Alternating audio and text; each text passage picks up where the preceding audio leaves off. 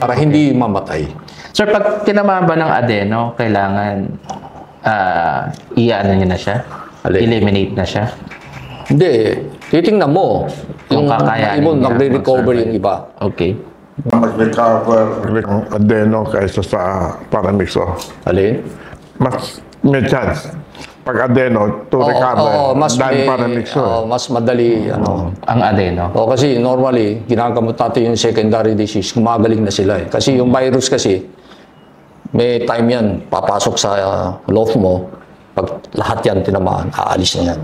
Oo po, yun din ang virus, pansin diba? natin. Yes. Pero yung secondary, andyan yan. Nag-aantay yan. Nandun lang. Present lang siya. Sir, punta tayo sa mga young birds po ninyo.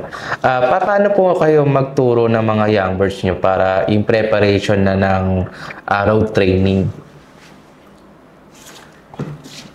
Yung ginagawa ko, siguro 1 to 2 months before training, Opo. pinapaano ko sa Lopman, paronda. Paronda. Paronda ng... Ano po yung sign ninyo na kailangan siyang i-road train?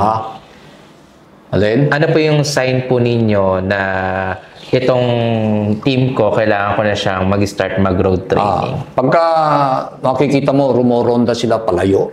Okay. And then, around 45 minutes, yung sa akin, hindi matagal lumipad. Hindi ko, kaya may matagal. Kasi yung loft ko, hindi ka makabugaw eh. Okay. Ang location ko, patapat, Puro building. building na, sa gilid, building. Building. Okay. So, ngayon, merong Ace Medicals, lahat ng ibon ko. Pag sa likod kuan, di ba? River, Ilog. di ba? Okay. Yun ang medyo. Basta, ganun lang. Tapos, pagka medyo kaya, sinasabay ko lang sa truck. So, track training na po kagad kayo?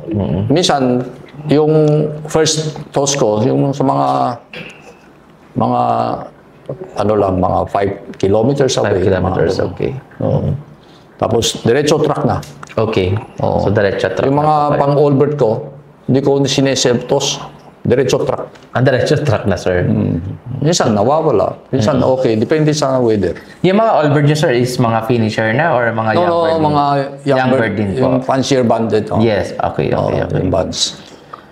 With regards naman, sir, sa, di ba, nag-training na po tayo. Paano nyo po nire-recover kaagad yung mga athletes natin? May mga ginagamit po ba kayo mga supplements? Wala. Or electrolytes lang pagdating? Vitamins lang. Yung mga nabibili sa market, multivitamins. Okay. Wala, hindi ako masyado magamit ng mga medicines. So, ang line po ng ibon nyo, hindi magamot masyado. Hindi Kumbaga, masyado. parang talaga, kung magaling talaga, kung tutuusin talaga. Hindi naman sa magaling, pero yun lang ang ko. Kasi marami nagbibigay sa akin ng sample na expired lang di ba? Okay. Kasi for me, para sa akin, pag walang sakit, bakit mo gagamutin? Okay. Di ba? Nabasa ako sa mga sikat na mga vet, mga Europe. Antibiotic is not for prevention. Yes. It is for curing. Yes. So, pag may sakit lang ibon ko, nagbibigay ako. Pero hindi ako bibigay na basta-basta for prevention. Kasi may mga kaibigan ako, malapit sa akin. Sabi niya, nagbigay ako antibiotics. Bakit may tama yung ibon ko? Sabi ko, precisely. Kasi nung binigay mo, wala pang sakit. Di ba?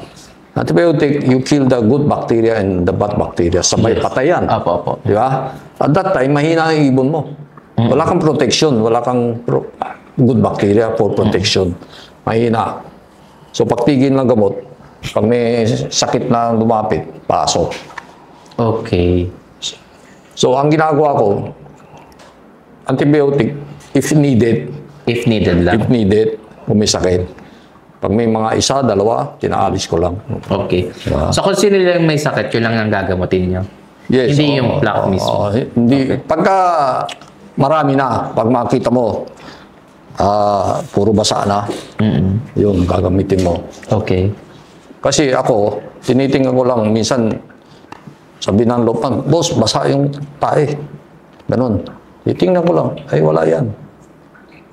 Hindi ko ginagamot kaagad. O minsan Ino-observe stress ko lang, muna. no? Observe Minsan ko stress muna. lang. Opo. Pagka after 2 days, 3 days, hindi gumaling, tsaka ko gagamutin. Okay. Minsan 2 days, gumagaling sila. Minsan kasi, bago yung Lopman, akala niya basa. Eh, pinalipad mo, uminom eh. Siyempre, basa yan. Diba? So, kailangan case-to-case basis. Yes, opo. Kailangan magaling ka mag-observe talaga, sir, para Observe, ma-identify mo yung kung sino yung mga sick birds saka yung gagamutin at yung mga hindi gagamot. The best time to gauge yung sakit is the morning. Morning. Paglinis mo ng perch kung basa sila. Yun. Okay. Kung mga green ang tae, may minsan puti, gano'n. So ano po yung mga sign or mga colors ng tayong yung mga sign ng good health po yung mga ibon natin? Brown na may Yun, puti. brown sila. Tapos Minsan may puti. may cup na, Puti. yung cup na puti, yun ang urine nila eh. Okay. Yung cup urine eh. Yun. Bilog, ganun. Pero not necessarily lahat kailangan bilog eh. Kasi minsan pagka ibon lumipat, iinom yan, naturally, the next dropping niya, may tubig. Okay. So, importante, tignan mo lang yung kulay, wag yung dark green. Yes. Oo. Di ba? So, pag dark green, tignan mo yung ibon, baka hindi lang kumain. Lumabas yung bile niyan, yung di ba? Pakainin mo muna. After a while, kung ganun pa rin, alisin mo. Gamutin mo sa labas. Okay. Oh. Sir, yung niyo naman po, yung preparation niyo from training, hanggang derby, wala na po kayong binabago doon? Wala akong... As is lang siya From talaga. back to cut, the same? From start to end? The same lang. The same lang. Wala po kayong mga additional seeds na nilalagay for derby. Like for example, kung flyer mix po kayo, magdadagdag po kayo ng sunflower, bird seed, etc. Well, sunflower, yes. I put additional sunflower for the south.